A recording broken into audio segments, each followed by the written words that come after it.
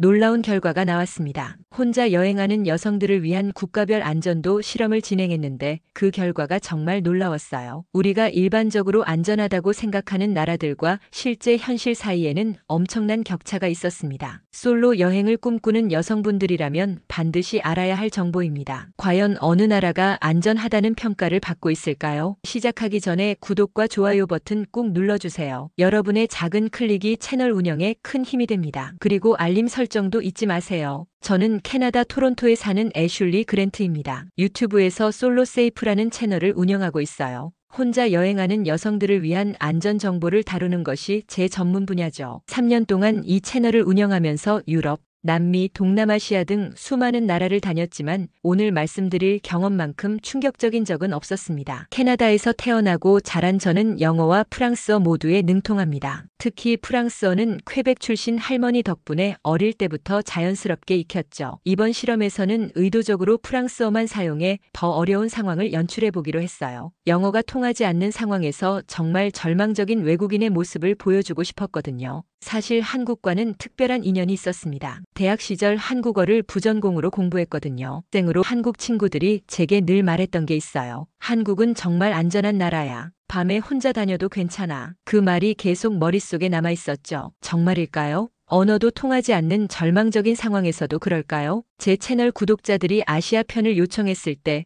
저는 한국을 꼭 포함시키고 싶었습니다. 하지만 공정한 비교를 위해 중국도 함께 다루기로 했어요. 똑같은 조건, 상황에서 두 나라를 경험해보는 거죠. 밤늦은 시간, 프랑스어만 구사하는 절망적인 외국인 여성이라는 설정으로 실험해본 결과는 어땠을까요? 카메라 앞에서 영상을 편집하며 저는 깨달았습니다. 제 표정이 나라별로 완전히 달랐다는 걸요. 중국에서 찍은 영상 속 제 모습은 굳어 있었어요. 입술은 꽉 다물어져 있고 눈빛에는 불안함이 가득했죠. 어깨도 움츠러들어 있었고 걸음걸이조차 조심스러웠습니다. 반면 한국에서의 제 모습은 어떨까요? 자연스럽게 미소를 짓고 있었고 눈가에는 길 정도로 환하게 웃고 있었습니다. 어깨는 펴져 있었고 걸음걸이도 자신감이 넘쳤어요. 같은 사람이 맞나 싶을 정도로 달랐죠. 이 차이가 우연일까요? 편집실에서 밤늦게 작업을 하던 중 문득 깨달았어요. 이 영상들이 단순한 여행 기록이 아니라는 걸요. 이건 인간의 본성에 대한 실험이었습니다. 언어도 통하지 않는 낯선 사람을 어떻게 대하는가, 그것이 그 나라의 진짜 모습을 보여주는 거였어요. 업로드 버튼 앞에서 한참을 망설였습니다. 이 영상을 그대로 공개해도 될까요? 너무 한쪽으로 치우친 게 아닐까요? 팀원들도 광고주들도 모두 균형을 맞추라고 했어요. 하지만 제 마음속 깊은 곳에서 목소리가 들려왔어요. 이건 여행 콘텐츠가 아니야. 인간 존중에 대한 이야기야. 그 순간 저는 결심했습니다. 진실을 그대로 보여주기로요. 억지로 균형을 맞추려고 거짓을 만들지는 않겠다고요. 진심이 콘텐츠의 생명이니까요. 과연 어떤 일들이 벌어졌을까요? 언어의 벽 앞에서 두 나라 사람들의 반응은 어떻게 달랐을까요? 지금부터 그 충격적인 실험 결과를 여러분과 함께 나누고 싶습니다. 끝까지 시청하시면 진짜 안전이란 무엇인지 알게 되실 거예요. 솔로 세이프 채널을 시작한 지 3년이 지났을 때였습니다. 구독자들로부터 계속해서 같은 요청이 들어왔어요. 아시아 편은 언제 만드실 건가요? 한국이나 일본 같은 나라는 어떤가요? 댓글마다 아시아에 대한 궁금증이 가득했죠. 특히 한국에 대한 질문이 많았어요. K-드라마에서 보는 모습이 진짜인가요? 한국 정말 안전한가요? 저는 고민에 빠졌습니다. 아시아는 제가 직접 경험해 본 적이 거의 없는 지역이었거든요. 유럽이나 남미는 수십 번 다녀봤지만 아시아는 대학 시절 짧은 한국 여행이 전부였어요. 그마저도 5년 전 일이라 기억이 흐릿했죠. 하지만 구독자들의 요청을 무시할 수는 없었습니다. 기획회의에서 저는 팀원들에게 제안했어요. 이번엔 두개 해보면 어떨까요? 단순히 여행 팁을 주는 게 아니라 실제로 비교 실험을 해보는 거예요. 팀원들이 고개를 갸우뚱했죠. 어떤 식으로요? 편집팀 리더인 사라가 물어봤습니다. 같은 조건에서 두 나라를 비교해보는 거예요. 똑같은 상황을 만들어서 각 나라에서 어떤 반응이 나오는지 보는 거죠. 저는 화이트보드에 계획을 그려가며 설명했습니다. 밤늦은 시간, 프랑스어만 구사하는 절망적인 외국인 여성이라는 설정으로 두 나라에서 실험해보는 거예요. 팀원들이 궁금해했어요. 왜 하필 프랑스어예요? 톰이 물어보자 저는 진지하게 대답했습니다. 더 극한 상황을 만들고 싶어서요. 영어는 많은 사람들이 어느 정도 이해하잖아요. 하지만 프랑스어는 정말 모르면 전혀 소통이 안 되죠. 진짜 절망적인 외국인의 모습을 보여주고 싶어요. 사실 저에게는 프랑스어가 더 자연스러웠어요. 퀘벡 출신 할머니 덕분에 어때부터 집에서 프랑스어를 썼거든요. 감정이 격해지거나 당황할 때는 오히려 프랑스어가 먼저 나왔죠. 이번 실험에서 진짜 당황한 외국인을 연기하려면 제가 가장 자연스러운 언어를 써야 한다고 생각했어요. 중국과 한국, 이 두 나라를 선택한 데는 이유가 있었습니다. 둘 다 아시아의 대표적인 국가이면서도 서구 사회에서는 상반된 이미지를 가지고 있었거든요. 중국은 거대하고 복잡한 나라, 한국은 케이팝과 드라마로 유명한 나라. 하지만 언어의 벽 앞에서 진짜 모습은 어떨까요? 중국과 한국에서는 프랑스어를 아는 사람이 거의 없을 거예요. 정말 언어의 벽이 높은 상황에서 사람들이 어떻게 반응하는지 보고 싶어요. 제가 설명하자 팀원들이 관심을 보였습니다. 하지만 콘텐츠 파트너인 마이클이 우려를 표했어요. 애슐리, 이런 비교 콘텐츠는 너무 정치적으로 보일 수 있어. 한쪽이 다른 쪽보다 좋다고 나오면 논란이 될 거야. 그의 표정이 심각했어요. 요즘 중국 관련해서 민감한 이슈들이 많잖아. 광고주들도 비슷한 반응이었죠. 균형 잡힌 콘텐츠를 만들어주세요. 어느 한쪽에 치우치면 안 될 것 같아요.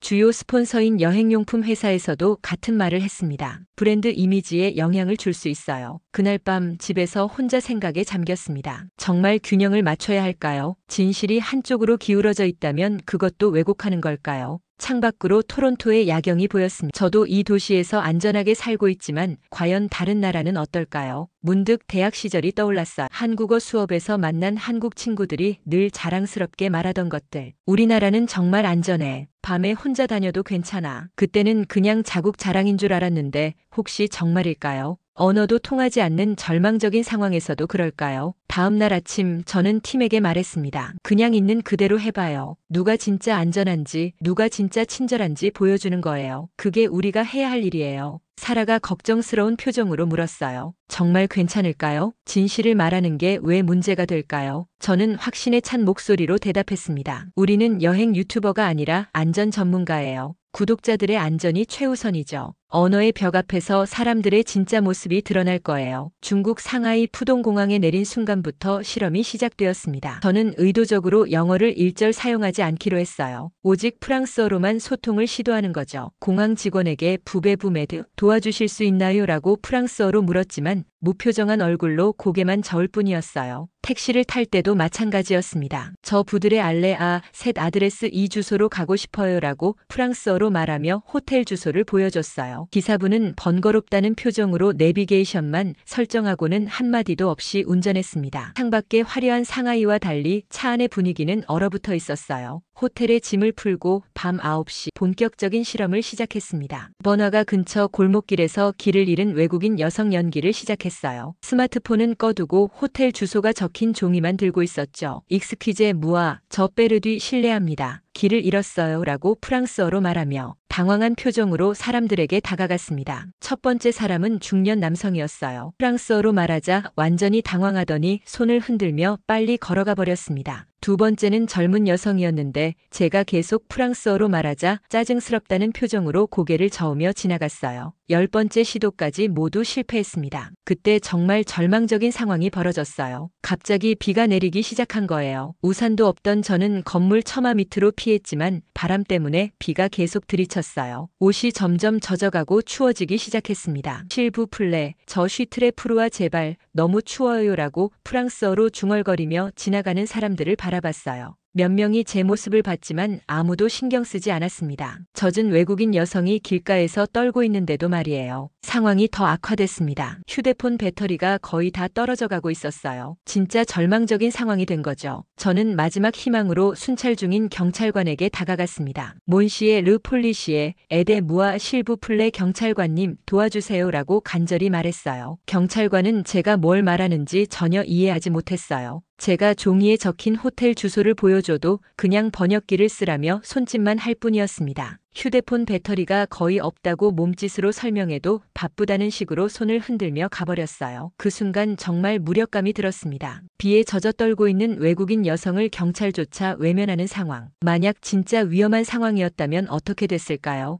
언어가 통하지 않는다는 이유로 이렇게 버려지는 건가요? 마침내 카페를 발견하고 들어갔어요. 저 쉬베르뒤 부베부메드 길을 잃었으니 도와달라고 프랑스어로 말하며 지도를 보여줬습니다. 하지만 직원은 우리는 프랑스어 몰라요라고 하며 아예 상대를 안 해주더라고요. 심지어 제가 젖어있는 모습을 보고도 전혀 동정심을 보이지 않았어요. 지하철역에서도 마찬가지였습니다. 영무원에게 프랑스어로 도움을 요청했지만 귀찮다는 표정으로 영어도 안 통하니까 그냥 가세요라는 식으로 손짓했어요. 제가 큰 가방을 들고 계단을 오르내릴 때도 아무도 도와주지 않았습니다. 호텔로 돌아가는 마지막 길에서 가장 충격적인 일이 벌어졌어요. 제가 비에 젖어 떨면서 걷고 있는데 지나가던 사람들이 저를 보고 수군거리기 시작했어요. 무슨 말인지는 몰랐지만 시선이 따가웠어요. 마치 제가 이상한 사람인 것처럼 취급하는 느낌이었습니다. 그날 밤 호텔 방에서 젖은 옷을 갈아입으며 깨달았어요. 언어의 벽 앞에서 사람들의 진짜 모습이 드러난다는 걸요. 도시는 화려하지만 사람들의 마음은 차가웠습니다. 진짜 도움이 필요한 상황에서도 외면받는 경험이 이렇게 절망적일 줄 몰랐어요. 노트에 이렇게 적었습니다. 안전은 건물의 높이나 경찰 순찰차의 개수가 아니다. 언어가 통하지 않는 낯선 사람을 어떻게 대하느냐. 그것이 진짜 안전의 척도다. 인천공항에 도착한 순간부터 분위기가 완전히 달랐습니다. 입국 심사대에서 직원이 미소를 지으며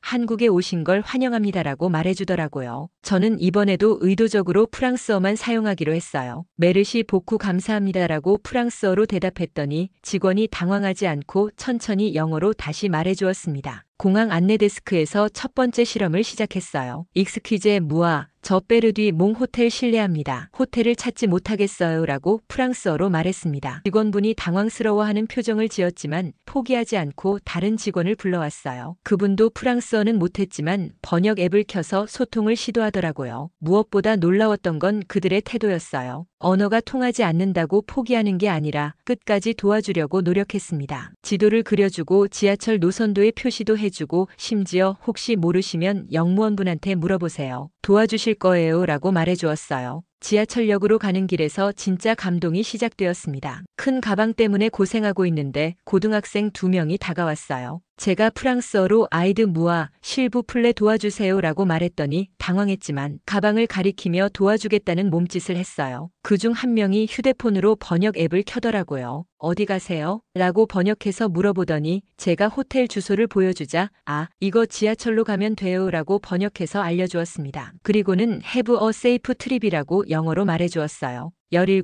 18살 정도 되어 보이는 학생들이 언어도 통하지 않는 외국인을 이렇게까지 도와준다니. 중국에서 사흘 동안 경험하지 못했던 따뜻함을 공항에서 벌써 느끼고 있었어요. 그래서는 더욱 놀라운 일이 벌어졌습니다. 표를 사는 법을 몰라서 기계 앞에서 코망 애체 사나요라고 프랑스어로 중얼거리고 있는데 옆에 있던 청년이 다가와서 도와주었어요. 프랑스어는 못했지만 제가 어려워하는 걸 보자마자 행동으로 보여주더라고요. 어디 가세요? 라고 물어보며 제 종이를 보더니 직접 표를 사주면서 환승하는 방법까지 알려주었어요. 심지어 지하철 노선도에 빨간 펜으로 경로를 그려주면서 이 역에서 내려서 초록색 선으로 갈아타시면 돼요 라고 친절하게 설명해 주었습니다. 지하철 안에서도 문화적 충격을 받았어요. 임산 부분이 타시자 여러 사람이 동시에 일어나더라고요. 서로 자리를 양보하려고 했는데 결국 한 대학생이 자리를 들였습니다. 그 모습을 보며 생각했어요. 언어는 통하지 않아도 마음은 통하는구나. 호텔에 도착해서도 놀랐습니다. 프런트 직원이 제가 프랑스어로 말하자 당황했지만 바로 영어가 가능한 직원을 불러왔어요. 그리고는 친절하게 안내해주는 건 기본이고 주변 맛집 지도까지 챙겨주더라고요. 혼자 오셨으니까 안전한 곳들로 표시해드렸어요 라고 말하면서요. 그날 저녁 호텔 근처를 산책하다가 편의점에 들렀어요. 물을 사려고 하는데 직원이 제가 외국인인 걸 알고 관광객이세요? 라고 물어보더라고요. 제가 프랑스어로 우이, 저 쉬 투리스트 네, 관광객이에요 라고 대답하자 번역 앱으로 소통하면서 서울 추천 장소까지 알려주었습니다. 밤이 되어서야 깨달았어요. 하루 종일 제가 웃고 있었다는 걸요. 중국에서는 긴장해서 얼굴이 굳어 있었는데 한국에 온 첫날부터 자연스럽게 미소가 나왔습니다. 언어가 통하지 않아도 사람들이 진심으로 도와주려는 마음을 느낄 수 있었거든요. 호텔 방에서 그날을 정리하며 노트에 적었습니다. 언어는 소통의 도구일 뿐이다. 진짜 소통은 마음으로 하는 것이구나. 낯선 사람에게 받는 친절이 이렇게 마음을 움직일 줄 몰랐다. 서울에서의 본격적인 실험을 위해 강남역 부근을 선택했습니다. 번화가이면서도 골목이 많아서 길을 잃기 쉬운 곳이죠. 밤 9시가 넘어서 실험을 시작했어요. 이번에는 더 급박한 상황을 연출하기로 했습니다. 스마트폰 배터리를 일부러 방전시키고 호텔 주소가 적힌 종이만 들고 있었어요. 처음 몇 명에게 제 빼르 뒤 에데무아 길을 잃었어요. 도와주세요라고 프랑스어로 말했습니다. 중국에서처럼 무시당하나 싶었는데 5번째 사람부터 반응이 달랐어요. 회사원으로 보이는 남성이 제가 말을 걸자 걸음을 멈추더라고요. 프랑스어는 못했지만 제가 도움이 필요하다는 걸 알아차리고 휴대폰을 꺼내더라고요. 하지만 저는 더 극한 상황을 실험하고 정말 위급한 상황에서는 어떨까요? 그래서 계획을 바꿨습니다. 경찰서에 직접 가보기로 한 거예요. 진짜 절망적인 외국인의 모습을 연기해보고 싶었거든요. 강남 경찰서로 가는 길에 갑작스럽게 비가 내리기 시작했어요. 우산이 없던 저는 점점 젖어갔고 이게 오히려 더 급박한 상황을 만들어주었습니다. 비에 젖은 채로 경찰서에 들어가니 접수 담당자가 깜짝 놀라더라고요. 에데무아 실부 플레 도와주세요. 제발이라고 프랑스어로 간절히 말했어요. 젖은 옷 때문에 떨리는 목소리로 말하니 더욱 절박해 보였나 봐요.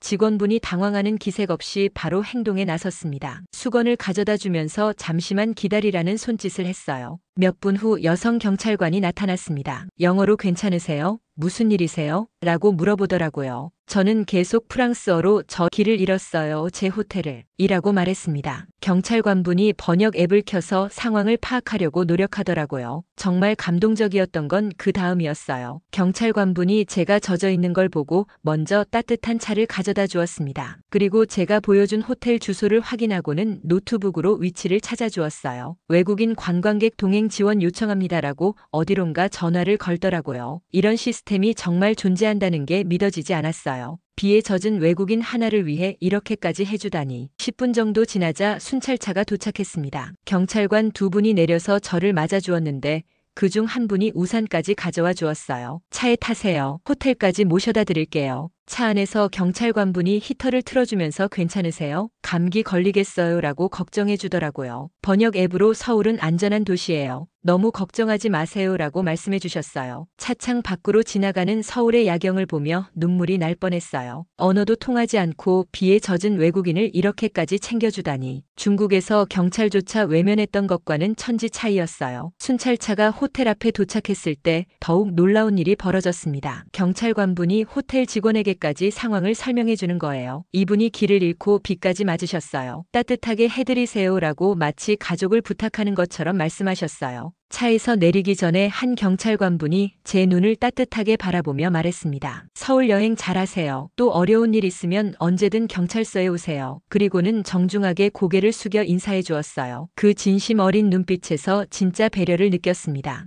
호텔 로비에서 그들이 떠나는 모습을 보며 정말 눈물이 났어요. 프랑스어밖에 못하는 젖은 외국인을 위해 이렇게까지 해주다니. 언어의 벽을 뛰어넘은 진짜 인간적인 배려를 느꼈어요. 그날 밤 일기에 이렇게 적었어요. 안전은 시스템이 아니라 사람이 만드는 것이다. 한국의 안전은 카메라나 규칙에서 나오는 게 아니라 사람들의 따뜻한 마음에서 나오는 거였다. 경찰서에서의 경험이 너무 인상적이어서 다른 공공기관은 어떨지 궁금해졌습니다. 혹시 경찰서만 특별한 건 아닐까요? 다음 날 아침 더 어려운 실험을 위해 서울시청을 찾아갔어요. 이번에는 급한 상황을 연출해보기로 했습니다. 시청 입구에서 숨을 헐떡이며 뛰어들어갔어요. 으르장스, 에데무아 응급 상황이에요. 도와주세요라고 프랑스어로 말하며 당황한 표정을 지었습니다. 안내데스크 직원분이 제 급박한 모습을 보고 바로 일어서더라고요. 프랑스어는 못하셨지만 제가 급해한다는 걸 알아차리고 바로 전용 창구로 안내해 주었어요. 거기서 영어가 가능한 직원분을 불러주셨는데 제가 계속 프랑스어로만 말하자 번역 앱을 켜서 상황을 파악하려고 노력하더라고요. 무슨 일이세요? 괜찮으세요? 라고 걱정하는 목소리로 물어보셨어요. 저는 연기를 하며 저 도와 레트룹의 몽아미 친구를 찾아야 해요라고 급하게 말했습니다. 사실 가짜 상황이었지만 직원분들의 반응이 너무 진심이어서 미안할 정도였어요. 담당 직원분이 설명해 주는 걸 들으니 정말 놀라웠어요. 외국인 안전 신고 앱도 있고요. 24시간 상담 한라인도 운영하고 있어요. 혹시 응급 상황이면 이 번호로 연락하세요라고 하면서 번역까지 해서 알려주더라고요. 이런 서비스는 언제부터 시작된 건가요?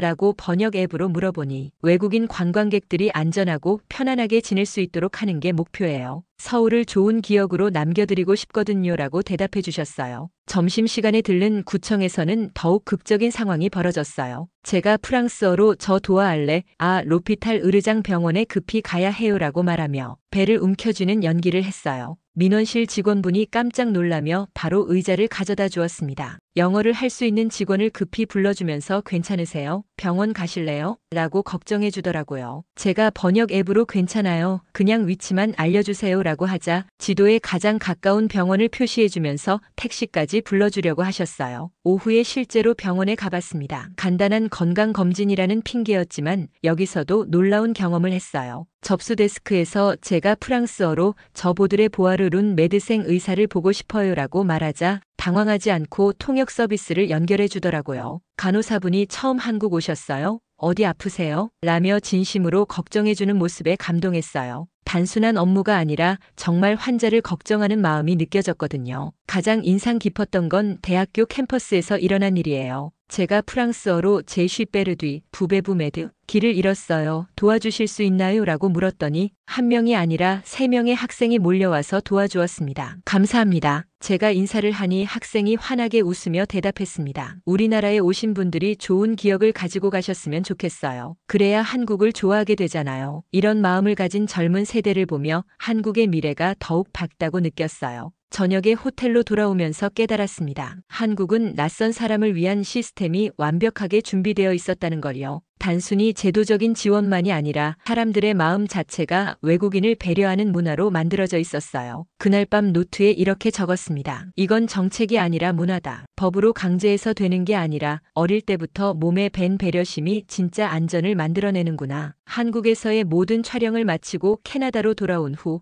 진짜 고민이 시작되었습니다. 편집실에 앉아서 지난 일주일간의 영상들을 정리하는데 차이가 너무 극명했어요. 중국에서 찍은 제 모습은 굳어있고 불안해 보였고 한국에서는 자연스럽게 웃고 있었습니다. 같은 사람이 맞나 싶을 정도였어요. 편집팀 리더인 사라가 먼저 말을 꺼냈어요. 애슐리, 이거 너무 한쪽으로 치우친 것 같지 않아? 중국 편은 거의 부정적이고 한국 편은 너무 긍정적이야. 다른 팀원들도 고개를 끄덕였죠. 시청자들이 편향되었다고 생각할 수도 있어. 광고 파트너인 마이클이 더 강하게 우려를 표했습니다. 양쪽 균형을 맞춰서 편집하는 게 어떨까? 중국에서도 좋았던 부분을 더 부각시키고 한국에서도 아쉬웠던 점들을 넣어서 말이야. 스폰서들도 비슷한 반응이었어요. 너무 극단적으로 보이면 논란이 될 거예요. 그날 밤 편집실에서 혼자 영상을 다시 봤습니다. 과연 제가 과장한 걸까요? 혹시 선입견이 있었던 걸까요? 하지만 영상 속 제 표정은 거짓말을 하지 않았어요. 중국에서는 정말 힘들었고 한국에서는 정말 행복했습니다. 편집 과정에서 가장 힘들었던 건 중국 편이었어요.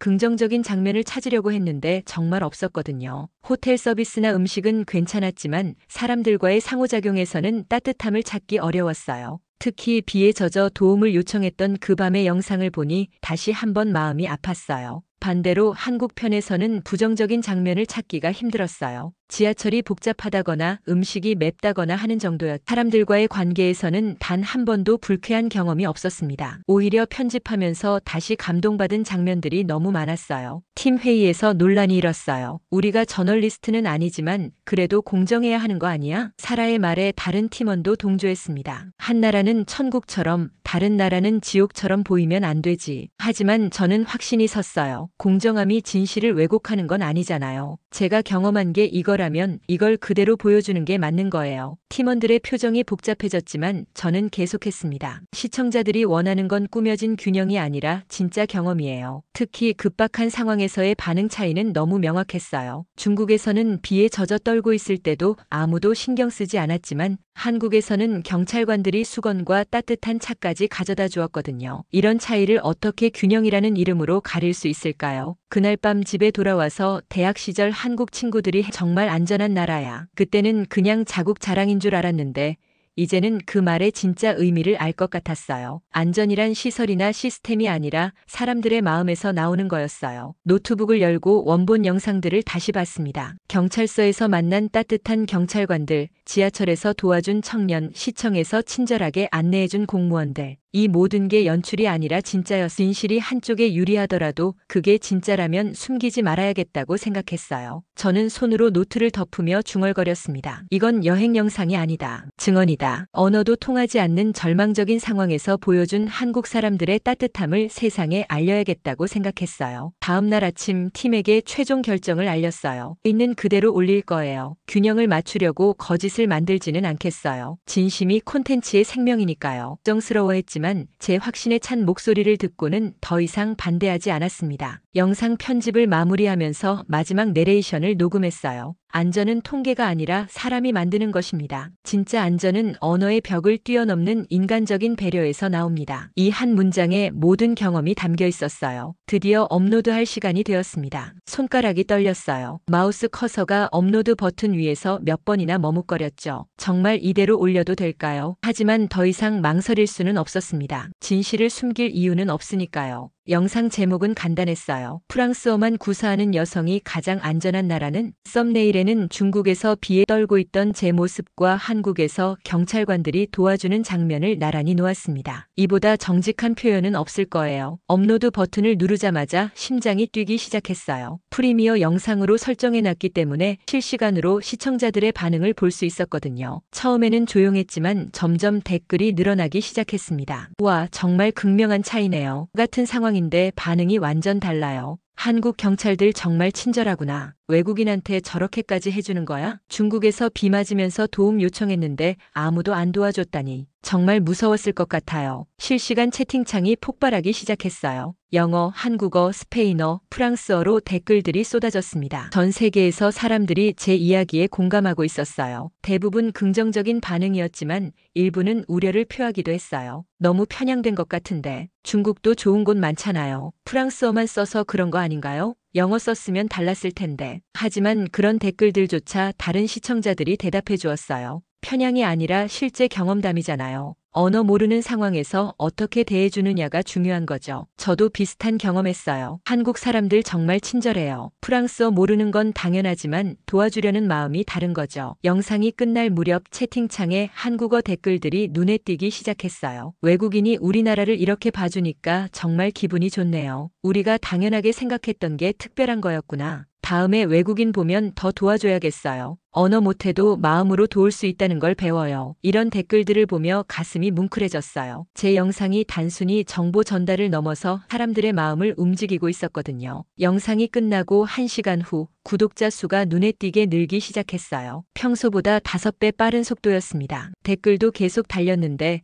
특히 한국 관련 댓글들이 많았어요. 한국 여행 계획 중이었는데 이 영상 보고 확신이 섰어요. 언어가 통하지 않아도 안전할 수 있다는 게 정말 감동적이에요. 이런 진짜 리뷰가 필요했어요. 감사합니다. 프랑스어 배워서 한국 가고 싶어졌어요. 다음 날 아침 더 놀라운 일이 일어났습니다. 캐나다 현지 언론에서 연락이 온 거예요. 토론토 출신 유튜버의 아시아 언어 실험이 화제라는 제목으로 기사를 쓰고 싶다고 했습니다. 미국, 영국, 심지어 프랑스 언론에서도 인터뷰 요청이 들어왔어요. 일주일 후 구독자는 30만 명이 늘었어요. 영상 조회수는 300만을 넘어섰고 댓글도 7만 개가 넘었습니다. 각국 언론에서 인터뷰 요청이 들어왔고 다른 유튜버들이 콜라보레이션을 제안하기도 했어요. 가장 기억에 남는 건 한국 대사관에서 온 이메일이었어요. 한국의 진짜 모습을 보여주셔서 감사합니다. 기회가 되면 공식 초청하고 싶습니다. 제가 만든 영상이 이렇게까지 영향을 미칠 줄은 몰랐어요. 후속 콘텐츠 제안도 많이 받았지만 저는 신중하게 선택했습니다. 광고주들이 이런 식으로 다른 나라들도 비교해달라고 요청했지만 저는 거절했어요. 진심이 있어야 콘텐츠가 되는 거예요. 억지로 만들 수는 없어요. 몇 달 후 한국을 다시 방문할 기회가 생겼어요. 공항에 내리자마자 그때 그 고등학생들이 해준 말이 생각났습니다.